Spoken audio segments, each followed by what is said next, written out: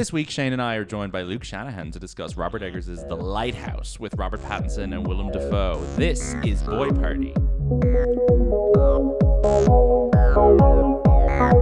The recorded podcast. Sorry. Hello, everybody. Welcome to Boy Party, the podcast about movies where two major stars share the screen, guard a lighthouse, drive each other crazy. My name is Lucien, and I'm joined, as always, by my fellow lighthouse keeper. I don't know which of us is which in this scenario. Maybe I feel like if we're drawing parallels between recording a podcast and working in a lighthouse, you're kind of the veteran and I'm the new guy that showed up. Sure, that makes sense. I'm the one plugging in all the cables. Yeah. And then you're the one who's given out. Yeah, exactly. And you're the seagull. Seagull. I was about to say you're the seagull. I'm glad we're on the same page. Exactly. Sully Joining Seagull. us for the first time on the show, everybody. It's filmmaker, film journalist, and general practitioner of the arts. Luke Shanahan is here. Howdy. Luke is the writer and director of the upcoming motion picture Belly Laugh, currently in post-production. Do you want to tell the listeners a little bit about your project? Yeah, sure. I wasn't prepared, but I think I can rattle off a quick synopsis. Sure. It's about a young woman who realizes she's pregnant, goes to tell her boyfriend, but before she can get a word in, he breaks up with her. Then she really doesn't know how to tell him. And the same night this happens, she goes to a party, meets a comedian. Comedian's like, "Oh, you're funny. You should do 5 minutes at my set." And stand-up comedy kind of becomes how she finds her voice, per se. Or And kind of navigates this. Okay, to be episode. clear, Yeah. it is set in a lighthouse, though.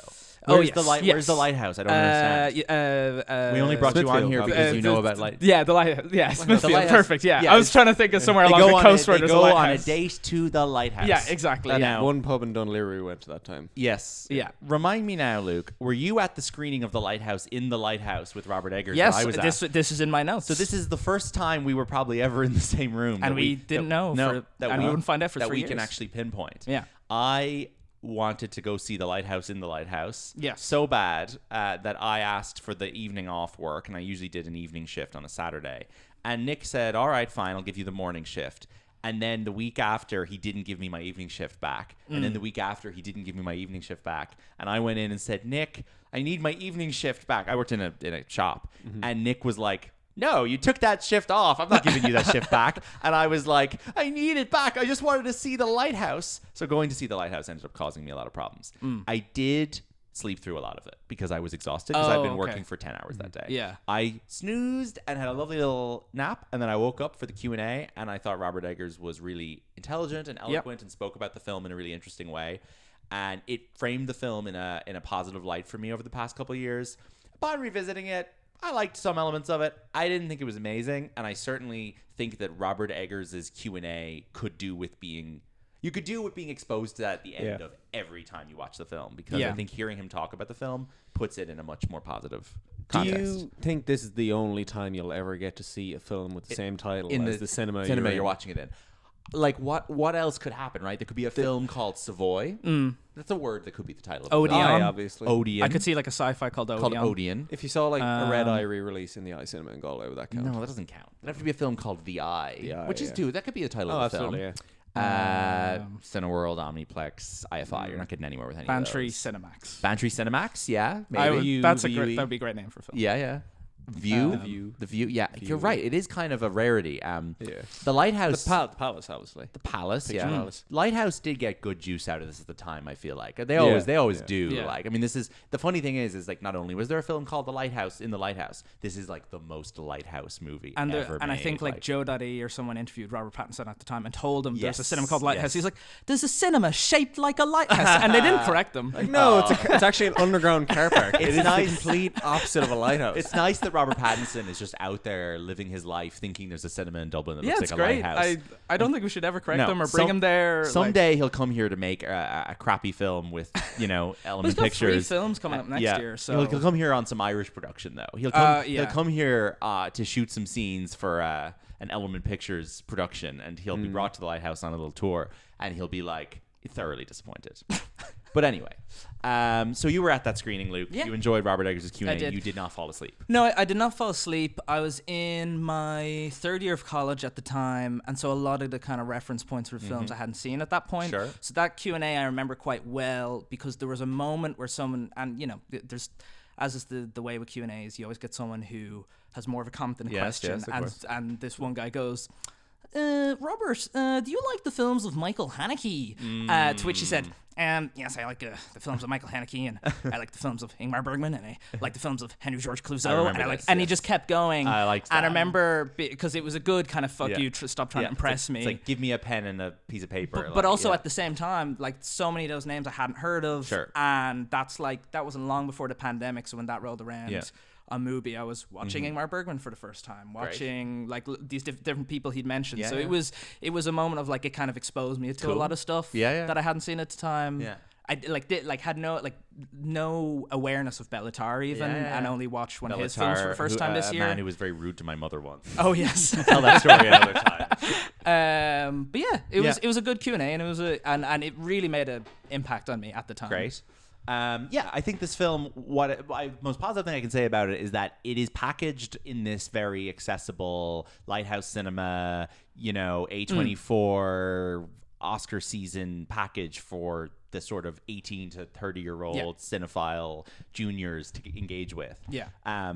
But it does present imagery and ideas that are going to point them in the right direction of great cinema and international cinema in a way that a lot of those films don't really. And especially if Eggers is somebody who's very honest and open about his influences, I think that makes a huge difference. There's actually the A24 podcast has become just a little bit, let me advertise my movie. Of course. But there's a great podcast of him and Ari Aster talking about how Ingmar Bergman has influenced their films. Yeah. And they go so in depth that the A24 podcast released like an extended cut. Oh, very nice. And I used to listen to that on a loop on my pandemic walks. Very good. I'd recommend anyone check that out. From the sort of dramatic side of it, because I'm not as accustomed with theater as you would be. Yeah.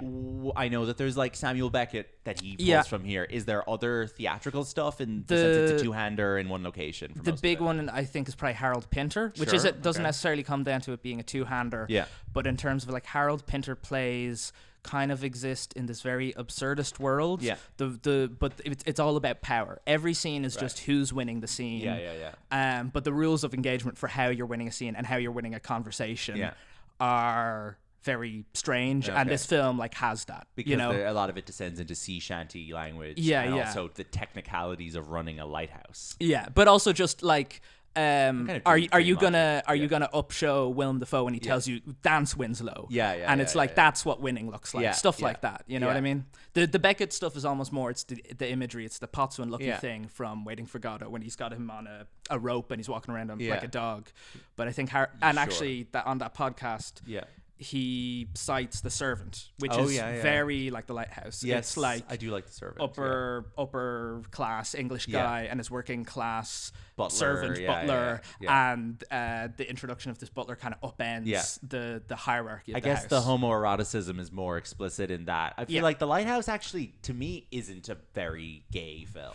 It almost plays it for laughs in a way. Like it doesn't seriously engage with the sexual energy between these two men any more than it would if they were a man and or a woman or two women or whatever. Like it doesn't lean into that, which I think is fine. I don't think it needs to. It doesn't have the mechanism to do that, maybe. I do think there's something interesting though there in terms of like in terms of the whole kind of identity theme of the film. I feel like it does actually tap into this interesting thing of when you're just too similar to a person and how that can like mess up a romantic relationship or a platonic relationship. I think it delves into that quite well. Right. know? Okay. Now, what I think you'll have identified in this film, Shane, which I did at the time, is the SpongeBob SquarePants Mr. Krabs sort of dynamic that's going on here. And surely, which again is kind of a modern representation of every piece of literature you've described in the last few minutes. I think SpongeBob is hugely influenced by classic cinema and dramatics, and like you obviously have the very explicit Nosferatu shows up in an episode and all that. But I mean, the people who made SpongeBob loved classic silent cinema, and there's so much silent cinema stuff in SpongeBob. And surely at some point making this film, somebody on set realized that Willem Dafoe's performance was incredibly Mr. Krabs, and that he's doing this incredibly Scotsman like sea shanty, and like so many characters in SpongeBob talk in sea shanty kind of accents, and he's doing the Flying Dutchman, I suppose, as well from SpongeBob, who kind of looks like this, and the way he has the kind of like calling him boy and whatever. I'll dock your wages. I'll dock your wages. Like, oh my god, it's so similar. So at the time, there's episodes of SpongeBob where they dress up in these big rain hats and galoshes and raincoats, and everyone just pulled those out at the time and was like, the Lighthouse 2019. And it was a good gag, but it's not just a tweet joke. I think it actually like there's something to hangs over the film for me when I'm watching it, which maybe says a lot about where my cinematic influences lie. But also, like, if something reminds me of SpongeBob, it reminds me of SpongeBob. Have you ever explained SpongeBob on the podcast? We did. So we talked about it on an episode.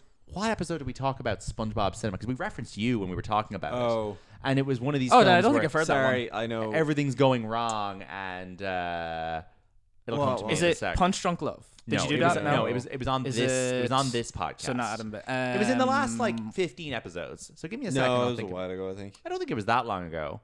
It was one that we did. Was it Barefoot in the Park? Or was it WhatsApp Doc? It was Barefoot in the Park. Because it was more recent. They had the whole stairs. It was after we started doing the videos. It was this. No, it's people coming to your house and they won't. People leave. coming to your house. Oh, okay. And you're right. That's one type of SpongeBob cinema. Like so Mother. Where the idea, and now it is kind of based on one specific episode of SpongeBob, and there's a lot of other comedy. That's and The Apartment a little bit as well. The Apartment, yes, maybe The Apartment more in a different way. Yeah, where SpongeBob, he's just kind of a subordinate trying to appeal to people. He has the childlike innocence. Yeah, he gives his keys to his boss, and then his boss won't leave his apartment. So like. These are films that depend on that. But yeah, your example is Punch Drunk Love, films where there's a kind of... After Hours. Yeah, where there's Beau's sort Afraid. of like, oh God, I'm locked out. What am I going to do? Kind of stuff. Beau's Afraid, definitely. And yeah, so at the end of the day, are these guys really inspired by Bergman? Are they inspired by Stephen Hillenburg? Who's to say? Stephen Hillenburgman. Stephen Hillenburgman. Very good. That's what they should have called him. Maybe he would still be alive. Anyway, Willem Dafoe and Robert Pattinson both star in this film. It's a great boy party in the sense of I mean, Pattinson's character is probably in a little bit more of a few more scenes on his own. Because Dafoe is kind of presented as the guy he goes to meet. Sort of the antagonist. The antagonist, yeah. But it is a really good two-hander, and it's a really good two-hander from like a marketing perspective of like your two favorite cool guys in a movie. And there aren't enough, two of your favorite cool guys films. Oh, but what about Wolf? Just about to say. I know. But in the cool independent film, A24, because A24, as we know, is a filmmaker and he makes movies. He actually makes like one a month. It's incredible. Yeah. He's my A24 is my favorite director. This is giving the vibes of one of A24's earlier films before he got more interested in. Anyway, do you know is this like one of the ones where it is an A24 production, or is this an independent production that is then distributed by this A24? Motion picture was produced by A24. This is an OG. This is an OG. Yeah. You can actually call this an A24 movie. You could if you wanted to, but the average person would never call a neon movie, you wouldn't Paramount call movie. Poor Things an Element Pictures movie. Yeah, it's just weird. It's weird behavior. We do refer to things as Sony films. We do. No, look, the average. In your sort of twisted way. Only two where all the budget goes on the cast and no budget goes on anything else. A Sony film is a movie where they get a massive star or two or three, and then they don't spend money on anything. Like else. Passengers was this. Passengers, Madam Web, Yeah. any of those, Venom, Madam Web, Craven, basically where they're like, there's a star on the poster, and anyone but you, any of the new Sydney Sweeney stuff, there's a star on the poster, their name is above the title, the director is anonymous, the film is terrible, it's going to make $200 million. Like that thing you sent me earlier about Nosferatu, of someone saying they could have Grace put Randolph. Sydney Sweeney and Glenn Powell Grace in Randolph this. thinks that Sydney Sweeney and Glenn Powell should have starred Nosferatu. There's another element to that, which is that Grace Randolph emailed the publicity team at Universal saying that she doesn't believe that Bill Skarsgård is in the movie. And they replied and said, no, he is in the movie. That's him under all that makeup. So anyway, we'll talk about that in a sec. But A24 and Disney are the only cases where normal people on the street will be like, that's like a Disney movie.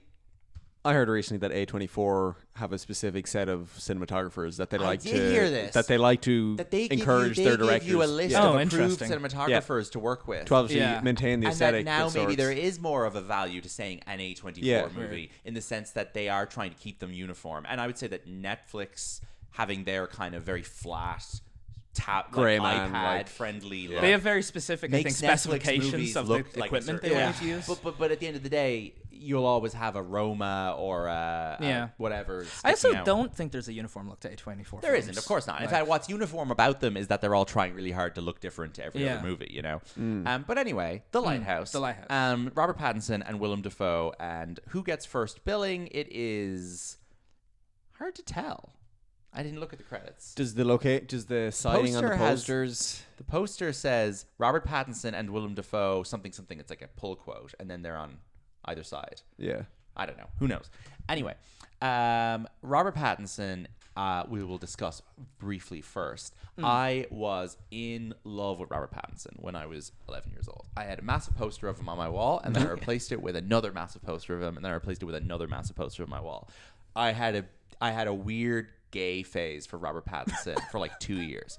This was inspired by the fact that I was A, deeply immersed in online Twilight fandom with mostly women and gay men, and B, I was mostly friends with girls in primary school, and their approach to Twilight was coming from a position of Robert Pattinson is such a hunky guy, so I slotted myself into that as well. I don't think it went much deeper than that. It was really just a case that Robert Pattinson seemed like a real beautiful, otherworldly creature in that Twilight era, and I really bought into that. But you weren't viewing it as a "I wish that was me" kind of thing. I don't think so. But me and my friends did try and make a Twilight, remake parody thing called Skylight, where I was going to play Edward, but then two of my female friends couldn't agree on who was going to play Bella, and we had a falling out, and we never made it. Creative differences. What helped with the Pattinson phase was that both my parents absolutely love Robert Pattinson. Always have, still do. Yeah. They will watch him in anything. My dad is like Robert Pattinson's #1 fan, and he frequently says things like Robert Pattinson's the only real leading man we have. He's better than Adam Driver. He's better than such and such. Like he'll watch Robert Pattinson in any random crap before any other actor. And like they even sat down without me in the room and they watched all 3 hours of The Batman, which is like that's a tough sell for them. Like it's a superhero movie, 3 hours long. Very anti-commercial. Yeah, and did they watch Tenet? And they liked it. They drew the line at Tenet. Drew the line. Okay. Their dislike of Christopher Nolan overwhelmed okay. the Pattinson thing. Good. To be fair, I think that is maybe his worst performance. But it's the worst of a lot of things. I'll run through his career in a sec. But like I still love Robert Pattinson, but I'll never love him as much as I loved him in 2008 to 2010, where he was like my absolute like idol. I was obsessed with him. I was such a big Twilight fan. He, I think, is so good in the Twilight movies because his have you seen Twilight? I've seen the first one. Okay, first one is the only one that's like a great film, in my opinion. But he is so good at playing someone who is so uncomfortable. Yeah, because he is clearly so uncomfortable in the movie. And Kristen Stewart's the exact same. And the fact that they cast two people who only wanted to be in subversive independent films in this big silly vampire film and said play it straight, and the two of them are there playing people who are so at odds with everything going on around them that it makes the movies work so brilliantly. Interesting. And I think his performance gets worse as the movies go along because he's becoming more uncomfortable. I think he becomes more uncomfortable because he gets so vocal about like how not vocal about it. While he becomes more uncomfortable, Edward Cullen becomes more comfortable. So Pattinson's performance actually becomes bad because he's no longer... He's fighting with himself. He's fighting with himself. Yeah. Okay. Because Edward is meant to be more relaxed around Bella, and their relationship is normal. And now, but Pattinson is getting more stressed. Right. So it starts to actually fail. Whereas Kristen Stewart kind of gets better as the movies go along because her character is meant to get more confident than she does. Right. But I think it's so funny that, years later, Kristen Stewart and Robert Pattinson are like kind of the only two people that you can get, and Adam Driver, and maybe like one or two others, where you can get your $30 million weird film made with them as the lead. And they are they are still box office draws, and they have huge box office numbers. They get paid. They've been paid millions and millions to be in movies over the years, and now they're like using that for the power of good to let interesting directors make interesting films, and I have so much respect for them both for it. I think it's wonderful, and I think Robert Pattinson is like better than ever, and now everything he's in I want to see. I'm not I'm sure you're more enthused than I am to see Mickey 17. I think it just looks too silly. Okay. It's not really my kind of silly. Right. But maybe I'll be proven wrong when it comes out. But nevertheless, it's like Pattinson allowing himself to play like a goofy character in that film is reflects so well on his attitude. So I don't know. What's your like initial Pattinson experience if you weren't a big Twilight head? Well, yeah, no, Harry Potter, I guess. I suppose that was probably the first time I saw him, but I think the first time I was like, oh my god, I love this guy. It was probably Good Time. Sure. Pre Uncut Gems coming out, just something that I was like aware of like Robert Pattinson, good actor now, and watch it on Netflix. That's a great pivot for him from playing English guy to being like scummy American guy, which is like a new type that he even in Batman, that's kind of what he's doing. Well, that's what he got cast for. Yeah, that's the new type that he's emerged in the last 6 or 7 years, is that he can play like a scumbum American and not just like serious, pretty English guy. Because I was looking up to see when he was cast as Batman, because I was curious if this played a role in that, but he was cast May 2019, and then this comes out in the US in like October 2019. So it's more so Good Time affects that than this. Yeah. He has also become David Cronenberg's like number one guy. Yeah. And David Cronenberg also just worked for Kristen Stewart, but like he's in Cosmopolis, which is this Don DeLillo adaptation of like one of my dad's favorite books. I that film is like a bit of a tough hang, but I kind of like I still haven't seen it. The whole movie's just set in a limo. Yeah. Robert Pattinson's being driven around, and a variety of people get in and out of the limo, such as Paul Giamatti. Interesting. And he has conversations with them, and he's like a young rich business heir. It's a good novel turned into an odd film. Yeah. And then he works for Cronenberg again in a film I watched the other day, which is Maps to the Stars. Yeah. Where he plays again a guy in a limo. He's a limo driver driving around Mia Wasikowska. Another great actor in that circle, where Alice in Wonderland is a huge hit, and Mia Wasikowska spends the next 15 years just making weird independent films. She's a star. It's great. Yeah. So her and Pattinson actually have really good chemistry in that, and I think are like a fun pair of like uncomfortable, pale people. That's a weird movie about like child actors gone mad in their teens and 20s. Right. Julianne Moore's in it, and John Cusack is all right. I quite liked it. I'm not that au fait with Cronenberg, but I thought it was all right. Yeah. And then he works with Claire Denis. He's in this James Dean movie years ago called Life with Dane DeHaan. He's in The Childhood of a Leader with Liam Cunningham, which I've never seen, which is Brady Corbett's first movie before. Oh. Now he's made The Brutalist, obviously. Crazy. Liam Cunningham and Robert Pattinson were in his previous movie, which no one has seen. Bizarre. Which you must watch. He's in The King with Chalamet. Oh, I which forgot it should have been more existed. interesting than it is. I never got around. It was one of those movies like, oh, that looks good, and turned then I it just off never got halfway around to through. it. Like, I'd love for him and Chalamet to do something now together, because they're kind of at the top of their game and stuff. Whereas I think him and John David Washington in Tenet, like in Tenet, I don't think he doesn't add much to Tenet. Like he's sexy in it, but he's kind of just playing Christopher Nolan. Yeah. He's dressed up like Christopher Nolan, and he kind of talks like Christopher Nolan. And you're like, I could kind of take somebody a little bit more high energy in this film. It's also not the first time that a Christopher Nolan lead is Christopher Nolan. But I like DiCaprio in Inception works better than Pattinson in that. I just think John David David Washington, him something to do in Inception. That's the thing. Yeah. John David Washington is so flat in Tenet. He's like just kind of talking like this. You really need somebody a bit. And like Hamish Patel shows up in one scene and has way more charisma. Than Pattinson. And you're like, I wish he was. But also just the way that character's written, it's like, what has he got to work terrible. with? And people who like Tenet, who are all idiots, tend to focus on that last scene of like, in another life, maybe you and I could have been friends. God. Is that not the ending to Everything Everywhere All at Once? Yeah, exactly. Yeah. Well, it's also it's fucking the 10th Doctor and River Song in Doctor Who. If you've ever watched don't bring up Doctor Who on this. No, but it's the same. I'm gonna kill you. It's the same plot. Sure, it's of course. like done worse. Tenet is just a Doctor Who episode. Yeah. That's my problem. That's a good actually comparison for why I think Tenet stinks so bad. Anyway, he doesn't add anything to Tenet. Now, will he work with Nolan again? I hope so, and I hope he gets a good like proper role. Yeah. Weird that has Tom Holland jumped him in the order, or is that two different people? I think Tom Holland reads as a good bit younger. Yeah. Tom Holland has been in 2 movies with Robert Pattinson: The Lost City of Z and The Devil All the Time, which is one of Dobie's like favorite films, and I've never even thought Robert about Pattinson's in The Devil All the Time. Everyone is in The Devil All the Time. Yeah. Oh, I'm thinking this is the one before the devil knows you're dead. No. This is like a Netflix movie with Tom Holland and like John Bernthal. Oh yeah, again, forgot Some about that. shit that It's got a I bit never of There watched. Will Be Blood kind of. And I'm talking like a preacher. Yeah, I'm a Robert Pattinson, and no, me, but he's doing like a Paul Dano preacher kind of maybe I should watch it. act. You know what he's amazing in is The Boy and the Heron.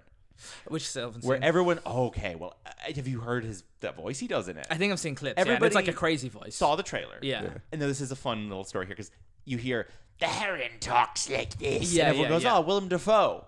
Oh, right. And then it goes Robert Pattinson as their Willem Dafoe's performance in that film is just. Hello, I'm your father. And Yeah. Robert Pattinson is playing the heron. I love the way he does a it's silly voice. incredible. He's literally got so much ambition. He's just Yeah. like, the sky's the limit for Robert Pattinson. Yeah. So Mickey 17 seems like a good test of that. Now Yeah. he was gonna make this movie with Adam McKay called Average Height, Average Build, where he played a serial killer who runs for president.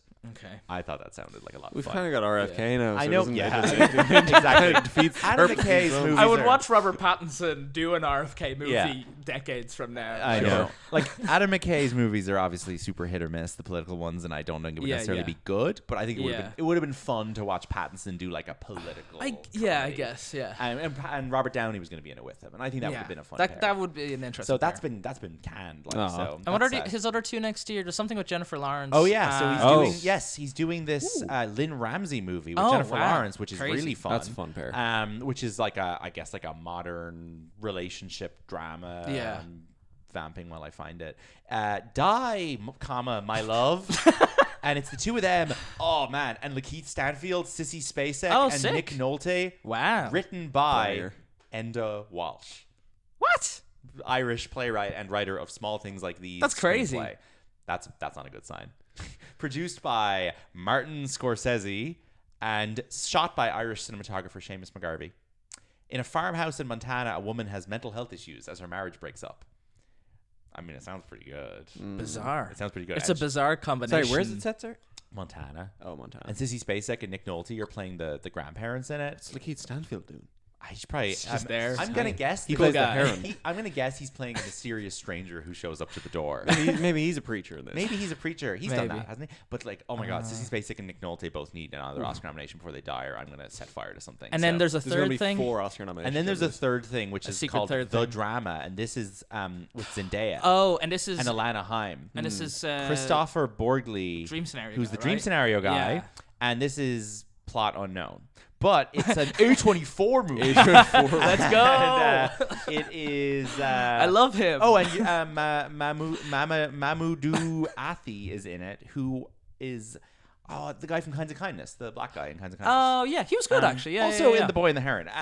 So it's them and Alana Haim and Zendaya. I mean, and Pattinson and Zendaya. That's a sexy pair. So Pattinson, Cool. Pattinson would have been good in Challengers. The problem now is that Josh O'Connor is kind of on his turf. True. Yeah. And Paul Mescal's probably on his turf a little bit too, but I think Paul Mescal's going to get kicked off the turf pretty soon. But like Josh O'Connor is kind of offering the same box of treats as Pattinson. the kind of lovable, Yeah. scummy, kind of dirtbag staring thing. in a funny direction. Yeah. And, Yeah. personally now I would be a little bit more excited at a Josh O'Connor movie just because it's more of a fresh novelty to me. Yeah. And I feel like he's a little bit more electric and that he's got more. Well, he's a little younger and Yeah. stuff, and But- arguably there's that like I have something to prove yes. thing. But if they're both making loads of movies, then we all feast and we're all the better for it. So that's exciting.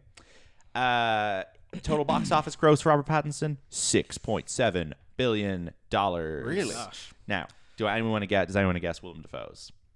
Keep in mind he's not in Star Wars. So he's one franchise less than He's Samuel in L. Beetlejuice. Jackson. Beetlejuice. He's in Yeah. basically everything else. Yeah. So this is going to be a Spider-Man. big- Are we up at a 7? This is going to be a big number. You think he's only $1 billion more than Pattinson?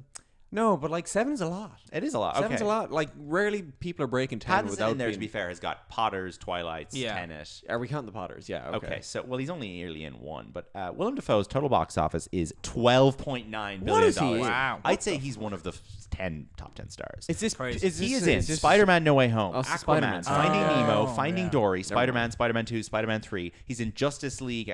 He's in Beetlejuice. He's in Murder on the Orient Express, The Great Wall, The Fault in Our Stars, John yeah. Carter, Mr. Bean's Holiday, The English Patient, The Aviator, Clear and Present Danger, Inside Man, The Grand Budapest Hotel, Speed 2, Platoon, Poor Things. That's all the $100 million. Sorry, I had grossing. such a blank there that he's like in Spider-Man. Yeah, yeah. He is said the Spider-Man. goblin. He's like one of the most I'm memed- something Oh, of I'm a aware. scientist myself. Yes, he's one of the most memed people in the history of Yes. culture. He's Yeah. up there with Nicolas Cage.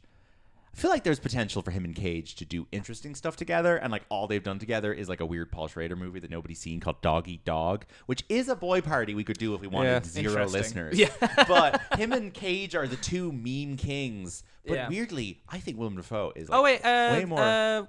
Wild at Heart. What? Wild at Heart. You're right. He is in Wild at Heart. Let's go. Yeah, Bing, bing, bing, bing, He's bing. incredible in Wild at Heart as the scariest, nastiest man. He's who's kind ever of lived. why I don't like the film, because I find that scene I so love Wild at disturbing. Heart. He's so good. He plays a horrible rapist criminal, but he is so good. And he shows up and he's got scary teeth, and then he pulls tights over his face and he looks even scarier. No, it's a great performance, so but it's the scary. thing that for me tips it over the edge where I'm like, oh, I actually can't enjoy this he's anymore. amazing. Oh, the slow sequence with Laura Yeah, Dern. it's just I just find it too the disturbing. scene with Laura It's Dern like, is horrible, yeah. but the scene where he robs the bank with Cage is Oh, or the store or whatever. So there's that. He's so good at like being the designated freak for freaks. So Yeah. like with Lynch, with Lars von Trier in Antichrist, which I haven't seen, but he's basically the lead of that. He's fun in To Live and Die in L.A. Haven't William seen that. Friedkin. Yes. Yeah. Have Have freaks become a little too popular now that it would just be annoying Well, if my Willem issue- Dafoe and Nicolas Cage were in a film together? Maybe, but Cage. I think Cage has come down from peak freak. I think Cage is operating at a good normal level recently. Yeah. Dafoe is now a I little think- bit. I for feel me, like he's leaning he's into leaned his into it a bit too much. character. Now, I feel like he's kind of doing what he's always done, know. which is kind of like weird character roles. Well, you're going to disagree with me here, but like he does a lot of movies that Luke likes, which is you know. what does that? So genre we're talking. entail? I don't think his performance in Poor Things is a good performance. I think that is like panto shit. Like he's like, I am the Interesting. man with the scary face. he's literally the same performance in that he does in Beetlejuice. And then I in haven't seen Nosferatu, Beetlejuice. I don't need him in Nosferatu with a bunch of rats and a big hat. No, he's getting This to is like too much. he's getting to Will Ferrell level. Just like Take him he's back. the guy who does that. Yeah. Like Flanderization almost. Take him back 3 steps to where he was in Grand Budapest, which we watched last week, where he plays the weird guy on the motorbike, and he's got funny. He's like punching people in the face.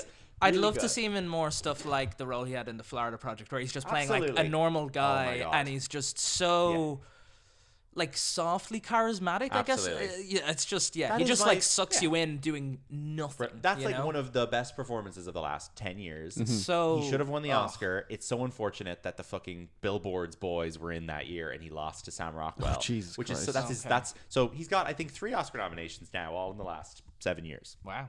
Nice flying. So the first one, his first Oscar nomination. Sorry, let me just double check this because I feel it's insane because It's just he's been around. he's for been so around long. for so long, and yeah. he's not like he's been a character actor the whole time because he was in the Did he work when he was young? He did, but he was also the lead of the Last Temptation of Christ for Scorsese. Like he Yeah, was yeah, Scorsese's yeah. pick for Jesus back then. He was also a big theater guy early in his career, Yes. so there's that as well. Sorry, so his first Oscar. I'm actually talking out my ass here. His first two Oscar nominations were years ago. Okay. His first Oscar nomination is '87 for Platoon, which I've never seen. Okay. And then he's nominated in 2001 for a movie that I watched yesterday called Shadow of the Vampire, where he plays Max Schreck. Right. The original Nosferatu. Yeah. And Max Schreck's whole deal is that he was a method actor and that he would only communicate with director Murnau in character as Count Orlok. So this movie features a lot of them going, Shrek, stop attacking him, Shrek. And he's in all these scenes where he's like, I am the Count, right? It's really good, but it is the Willem Dafoe shit that we're talking about. I mean, Yeah. Pierce walked in while I was watching it and like did not cop that it was Willem Dafoe. Yeah. He was like caked in makeup because he's Yeah. playing Shrek as Nosferatu. Yeah. There's two levels of makeup, but Oh, he's that's perfect. great. And Malkovich is... Now I'm about to do my Rami Malek impression for Malkovich. Forgive me. Malkovich is like, please do it a little bit differently, Shrek. And he's like, I will not do your instructions. so it's, that's the tone, that's the whole movie. Oh, it's all man. set on the set of Nosferatu. Many years later now, he's returning to that Yeah, world yeah, for yeah. Robert Eggers. But he then doesn't get another nomination for 17 years until Florida Project. Then he gets nominated for Best Actor in 2019 for playing Vincent van Gogh in a movie that no one has ever watched. Oh, at Attorney's Gate. And he actually, I forgot, he didn't get nominated for Poor Things, which I think is correct. Because Ruffalo is like... Oh, he's hilarious in that. if Yeah. you had to That- pick if you have one- the one supporting, And I think yeah, movies getting fair. 2 supporting actor nominations is always a bit sus to me. I Okay. think it's rare that a movie deserves 2 supporting actor Yeah. nominations.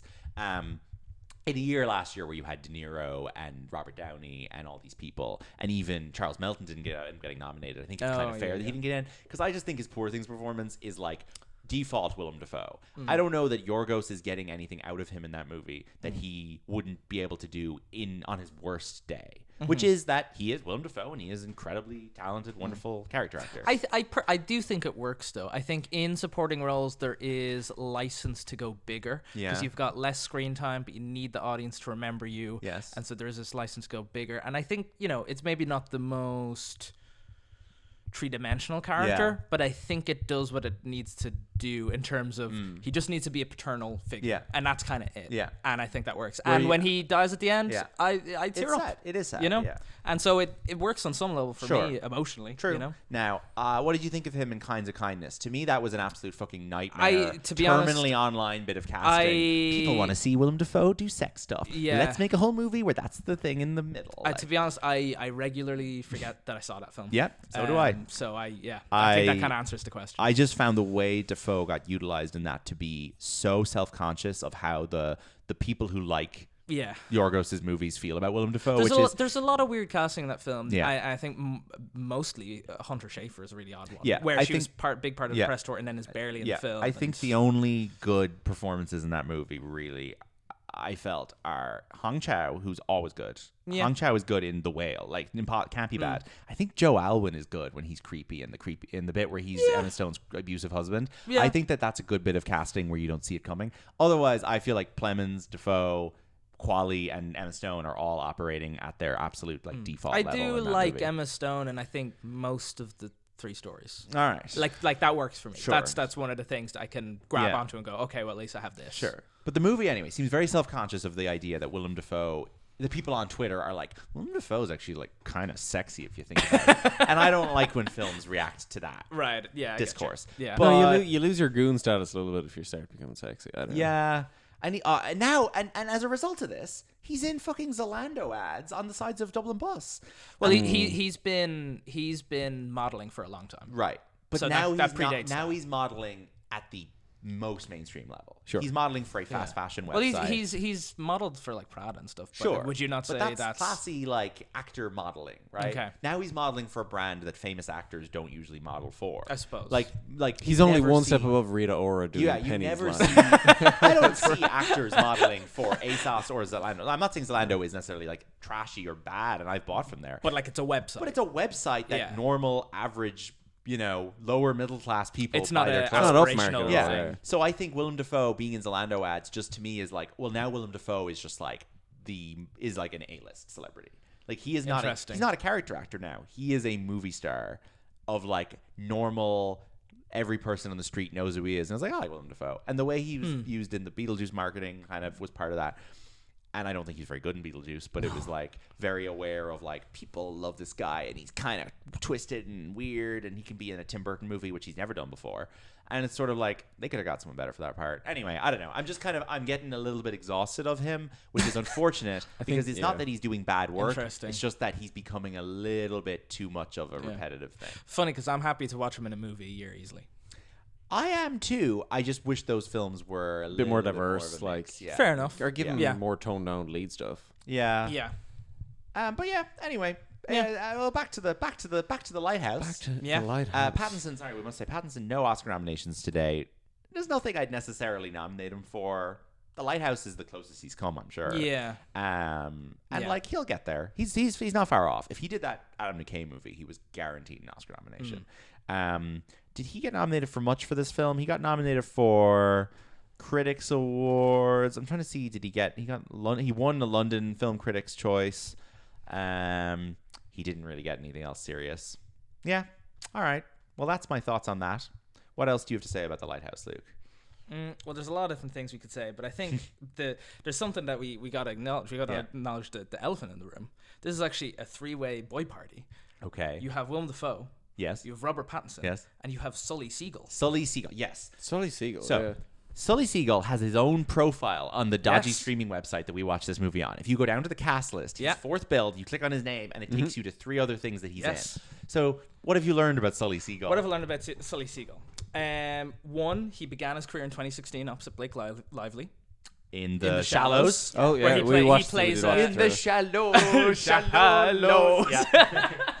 Where he plays a handicapped seagull trying to escape a shark. Oh no! Yeah. He was trying to get that easy nomination doing the disabled Yeah, performance. exactly. I don't like that. Yeah. Then 3-year Oscar hiatus, bait. very sort of Daniel Day of him. Yeah. And then most recently, he stars opposite Jamie Dornan in Barb and Star Go to Vista Yes. Del Mar. Good seagull stuff in that movie. Yeah. Yeah. And then unclear if he is still alive. IMDb says yes. They better put him in the but in hard memoriam to tell. if they don't. Yeah, hard to tell how up to date that is. A lot of people online sort of circulating a rumor that he died in the Lighthouse during an improvised scene with Robert Pattinson, but that is not true. I hate that scene. I think it's nasty. If I can unnecessary. say something horrible, Yeah. I was in UCD when I saw this movie. The seagulls at UCD Lake are horrible. I've seen them steal people's sandwiches and they rip them should. apart Yes. In the lake.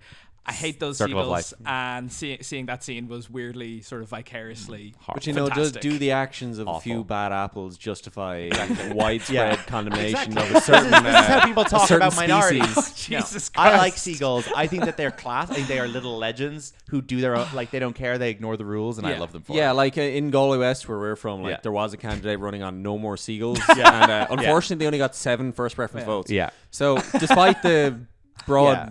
wide-reaching There's only social two media, seagulls we're going to talk about in this podcast: Jason Segel and Sully Seagull. and But Jonathan Livingston, we obviously. did watch a film 2 weeks ago called Jonathan Livingston Seagull, Yeah. which is a 1970s American film about a seagull. It's all real footage of seagulls they shot out in nature, but there's a voiceover doing the like, "I'm the seagull." Hello. There's a plot. I can It's do it. Yeah, I can fly fly. faster. Sorry, and it's live action. Oh yeah, you gotta watch Yeah. this. What It's shot like a nature documentary, but it has a plot and there's voiceover. Yeah. And he's Oh like, my God. I need to learn to fly. And then there is a Neil Diamond original soundtrack of songs where Yeah. Neil Diamond will be What like, the- "Fly free bird." It is Sorry, when is this from? like 1978. Wow. It's incredible. Yeah. We have described it frequently since we saw it as shit they would put on for you while you're dying. Like if you were about to die, they would be like, "Watch this, you'll feel better." It's like, It's like a religious thing, but the religion is replaced with Neil Diamond. Oh my God. yeah, it's a good depiction of like ascending to the gates of heaven. Yeah, like if you were man. if you were mid overdose on something, they would put this on Yeah. to like make your brain relax. Like it might have been conceived of in the brain of a person that has been overdosing. yeah, and then it came might back. be. Yeah, it's deranged. Anyway, what else? Other more Lighthouse action. Give us- More Lighthouse action. Do you know how the film came about originally? no, I don't. So it actually started with Robert Eggers' brother, Max Eggers, Okay. who was trying to adapt Edgar Allan Poe's last unfinished short story, The Lighthouse, which he started Right. shortly before his death in 1849. Okay. So he was trying to, if I understand correctly, I seem to remember hearing this on a podcast years ago, he was trying to do a modern retelling of that. Okay. And he couldn't crack it, gave it to Robert, and was kind of like, oh yeah, it's a ghost story set in a lighthouse. And that was where he got the first image of like, okay, black and white, fog, lighthouse on an Right, island. okay, And okay. that was kind of the impetus. Very good. Yeah. And where do you rank this in the three? Sorry, has Eggers only made 3 movies? Feature films, yeah. Okay, where do you- I have never seen his shorts Okay. before. Where do you rank Yeah. this in the 3? The best? Yeah, I would probably go Lighthouse number 1, Witch number 2, Yeah. Northman number 3. I haven't seen The Witch because I'm a scaredy cat, but I watched The I don't Northman. think it's any more Wasn't it? scary than this. Okay. Yeah. I thought it was like spooky jump scare movie. No, not really. It's the kind of movie where you think there's going to be And then there jump aren't. scares, and then there aren't. Maybe I will sort watch of. it then. Yeah, I I think w- you'd be able for it. Okay. Yeah.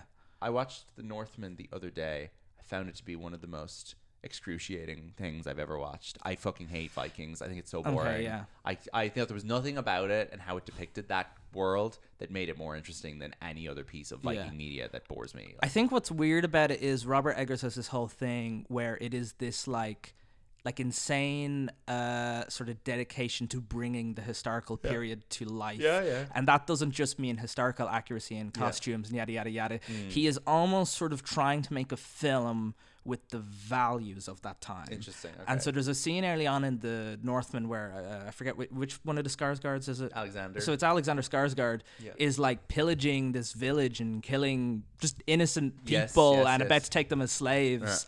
And it's shot in such a way where it's like, isn't this so cool? Yeah, Isn't this yeah, so yeah. epic? And it feels like the film's telling you, be on this guy's side. Yeah, I'm like, yeah. why would I? yeah. But like, He's a colonizer. Yeah. Like, what's... exactly. So it's I don't know. I wonder if that kind of ethos to It's filmmaking off-putting, yeah. doesn't work in certain Maybe. contexts. You But know? what the Northman does prove is that this movie obviously really impressed people because A, Yeah. he's given a big budget, Yeah, and yeah, secondly, yeah. he gets Willem Dafoe back. He gets Ethan Hawke. He gets Nicole Kidman. He gets Bjork. Yeah. He has like an incredible roster of people in that film. And like, Bjork, who I think hadn't worked or in like a hadn't movie acted in since film. Lars von Trier, basically. Yeah, which is a and whole other terrible thing. experience. Yeah. So she's in it, and like he gets an incredible cast. And now Nosferatu is kind of the people you'd expect to be working with him. It's Dafoe. It's Lily Rose Depp, Nicholas Hoult, Bill Skarsgård. Yeah. Anyone else in that I'm forgetting who's exciting? I feel like that's the bulk of it. There was a, I feel like those four are all over the marketing, and I can't really think of anyone else who's in it. Who's the guy you don't like? The kick-ass guy? Did you name him? Taylor Johnson. Yeah. He's in that. Ugh. Yeah. I'm looking here. Yeah, that's it. Emma Corrin and Ralph Ineson are in it. Yeah. It's not really a cast for me. Yeah. The interesting thing about Nosferatu, because I was just like looking back at some old interviews in preparation for this, and this is clearly something he's been doing for like trying to get off the ground for like 10 years. Yeah. Robert Pattinson, when he's doing interviews for the Lighthouse, makes mention of like taking meetings with Eggers after The Witch and being offered what he described as very English period roles, Right, which I wonder, is that the sort of the Nicholas Hoult character probably. then, to which Robert Pattinson like really didn't want. He says like that makes him nervous, and he's like, I just want to do things that are really weird. Yeah. And I think because he's more comfortable in that sort of, I'm going to do an accent, I'm going to wear a funny hair mustache or mustache or but whatever. also, this is the man whose most famous iconic role is playing a vampire. I think he should stay away from Nosferatu. True. Yeah. I think True. I think the man has done enough blood sucking for Yeah, one I guess lifetime. so. Yeah. All right, we do the box office. Cool. So this film is released in the US. When does it come out? November, I'm assuming, 2019. October, I think. October 2019. October 18th, 2019, after premiering at Cannes in May. It came out here in probably January, but we saw it. That screening, I think, was November, December. Yeah. It's on the way. I thought you had it, or I would have given Dead it air. Dead air. This is a routine segment on our show. Shane Normally pause it though. Shane struggles to navigate. Well, I love that on the last numbers episode you left in all the dead air while Shane's guessing the Australians that Yeah. you've covered on the show. no point And I was ending like, the Australian All right, Hugh Jackman. here we go. All right. So, box office. Okay. Were you sorry? I made a point that I hoped people were screaming at the episode, answering it for I me. actually I didn't get Margot Robbie. Brendan said he was shouting Margot Robbie and Jeffrey Good. Rush. No, when you said young woman, I was like, young woman, and then you said Margot Robbie, I was like, oh, yeah. Yeah, no. Look, I'll remember bits of podcasts from 3 years ago, but I will not remember what we said on. I an think episode Margot Robbie. one episode ago. Margot Robbie's never really playing Australians, and that people forget she's Australian. Yeah, I think Okay. that's probably why. All right, Okay. number one. Sorry, this is of the month or of the year? this is Or the weekend. Of the So this weekend. is mid-October 2019. Mid-October. Yes, this 29th. is Okay, so the number one. 18th. So the number one movie is going to be the film called Joker. It is not. Knives Out? Joker is in week 3 Knives here, Out and was it's a just bit been later. picked. Okay. Knives Out Aye. was Thanksgiving, I think. Joker's what, number 3? Second, but it's in its third week, and it's been Okay. picked by something in its Picked first by week. something that's first week. Is it animated? No, No, but you hesitate. it's heavily stylized and CGI'd. Heavily stylized CGI. Is it a comic book movie? No. No. No. Heavily. Is it for children? Is it a Disney live action remake of a Disney animated film? Yeah, you're getting there. Lion King? No. And it's not Frozen 2. No, October. I think this 2019. is something you would hate. You think this is something I would Maybe hate? not hate, but like I Interesting. don't know how to describe this. Have I 'cause seen it? Do you think? You haven't logged it. I'm looking at the Oh, I letterbox haven't logged here. it. No, Well, this then has a. I wouldn't have seen it. This then. is not something that was particularly liked. 2.9 average. Oh there. wow! I mean, if I haven't seen it, it must be of absolutely zero interest to me. Oh, it is of zero interest. You to named the but director. it was to all me. Joaquin Roning. Oh, this movie What? is Joaquin Roning. So this movie is he made Pirates of the Caribbean 5, and then he made Maleficent, Mistress of Evil. Yep. Oh, Correct. okay. Supporting cast of that is hilarious. It's Oh, like Michelle it is. Pfeiffer. Who's the South African Elle guy? Fanning. South African. Harris Dickinson. Yeah, Harris Dickinson's Oh. in it. Who's the South African guy? The guy from District 9. Sam Riley. Oh, Charles O'Copley. Ed yeah. Skrein. Ed Skrein. Chiwetel Ejiofor is there. Crazy. Robert Lindsay. Yeah, I don't think I'll be sitting down and indulging the Mistress of Evil anytime soon. that's great. No. Is that the full title of Maleficent? Or was Maleficent- there a no, sequel? this is Warwick the sequel. Davis. Oh, okay. I didn't know there was a sequel. The first Maleficent was directed by Robert Stromberg, who was the production designer on Avatar and Alice in Wonderland. And those movies were so successful that they said, "You can direct." Give the productions. Oh, well, that happened with Tim Burton and that other guy who did Cat and Hat. Bo Welch, yeah. Yeah. And in both cases, their careers were one and done. Yeah. All right, great. Maleficent, 2. Mistress of Evil. Number 2, Joker. Yep. The most major film release of the 21st century somehow. followed up by a little beep. That was Joker Folie à Deux. Yeah. Crazy. I like to think we pipped Joker with Barbenheimer as the... Yes. Maybe Barbenheimer is like the defining film release of the last. I think Well, so. what about Post-COVID. are we talking 21st century or the last 10 years? Because I was gonna say, what about like Avatar? Because that was such. I don't think so. No. Avatar just met. Avatar was a success. Yeah. But Joker was a cultural conversation that Right. maybe only was pipped by Barbie and Oppenheimer. Where Okay, like I see what you mean. random fucking grandparent would be like, Isn't that scary, film? you know, Imagine not to be going. because the newspapers were like turning it into a story. Yeah, People yeah. are gonna die. And Yeah. then not a single. Well, it was, person. I think, that kind of post Dark Knight Rises but panic. it was still Oh, yeah. 7 years Yeah. later. People were being crazy, and not a single person even got so much as a cup of coffee thrown on them at Joker. Yeah. So, all right, carry on. Is Marriage Story out yet? Marriage Story was a Netflix film, so their box office numbers wouldn't have Yep. been reported at all. Next up okay. is It was another that, though, yeah. similar to Maleficent is a sequel with a colon in the name. This is its first week. Oh Jesus Christ! This is something that did not have a cultural impact leading up to Star it. Wars: The Rise of Skywalker. No, that was just Christmas time that year. October. Have I seen it? Probably in passing. I like. Can you name the director? Tell me the director. It'll probably give it away.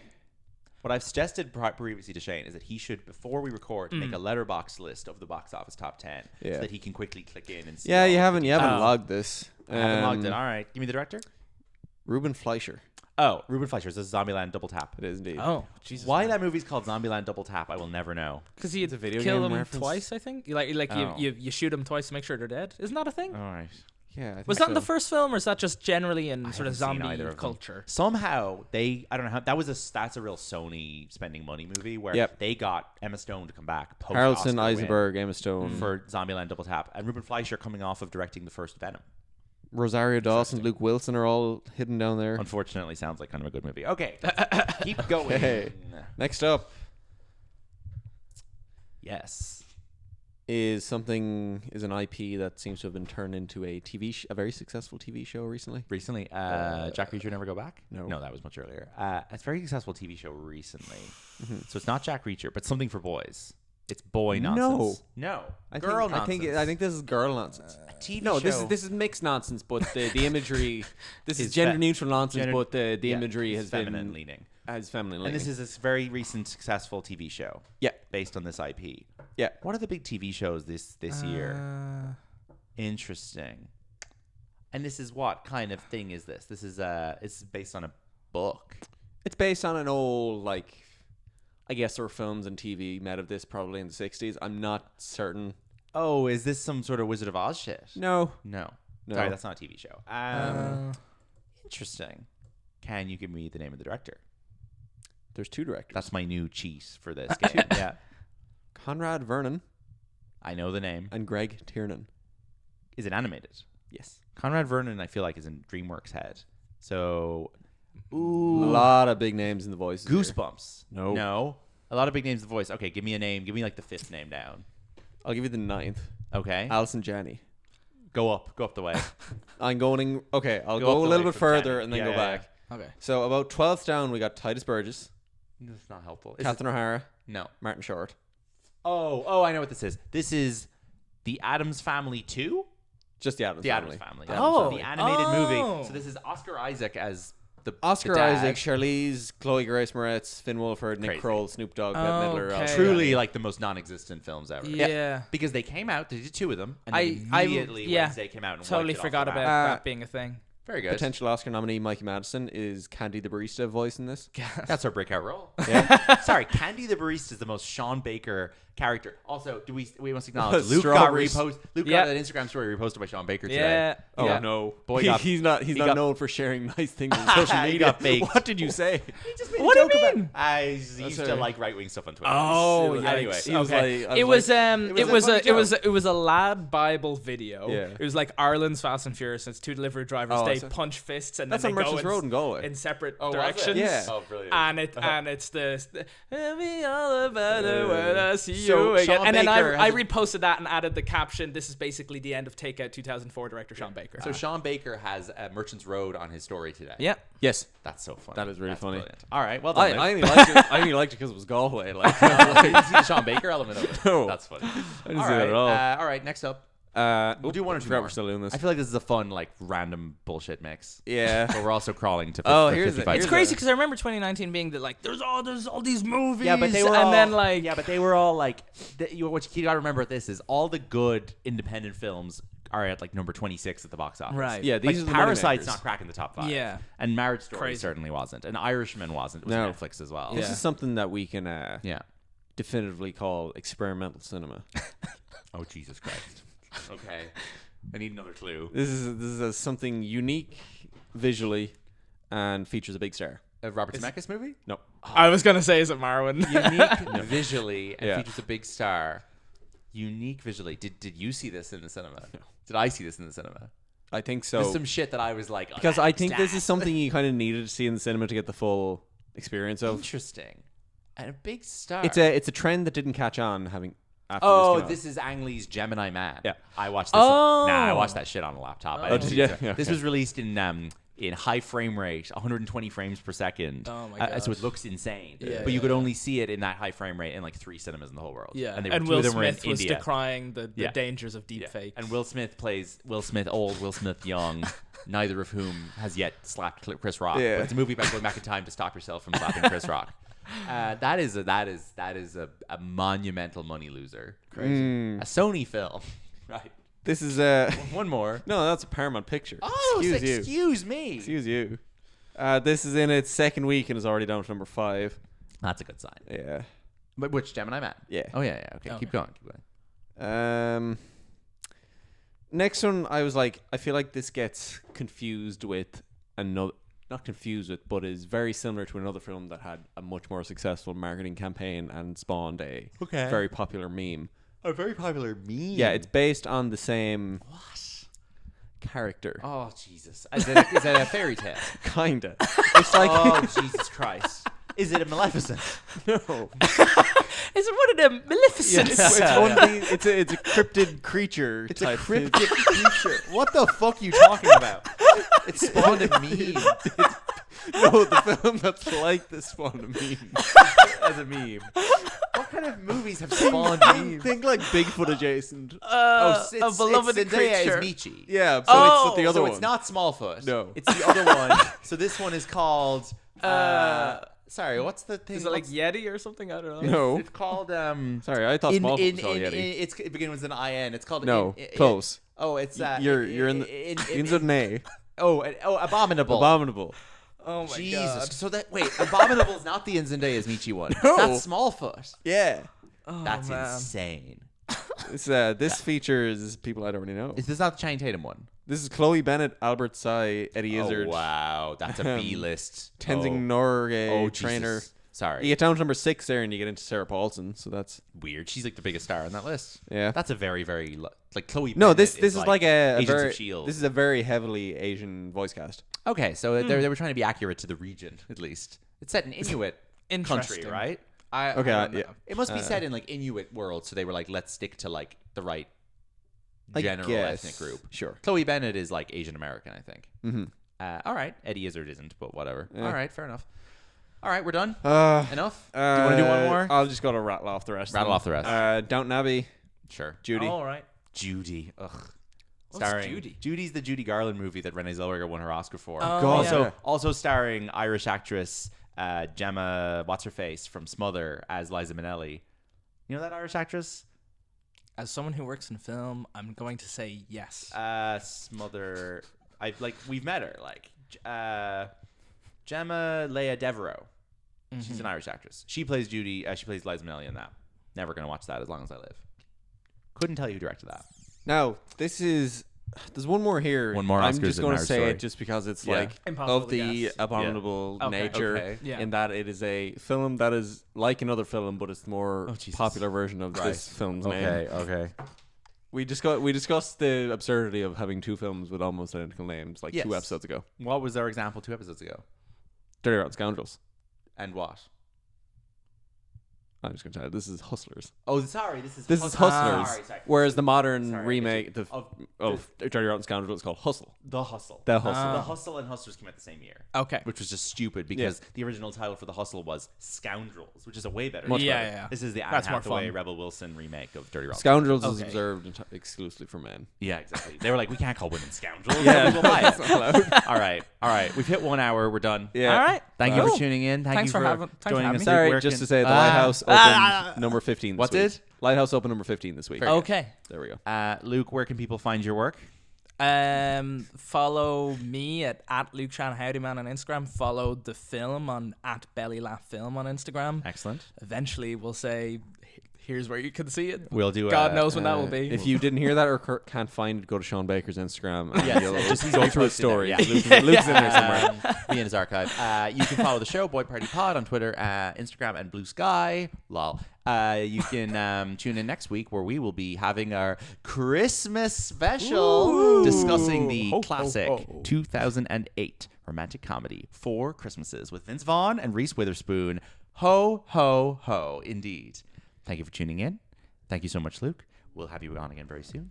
Thank you, everybody, for listening. Goodbye. Goodbye. Don't spill your beans.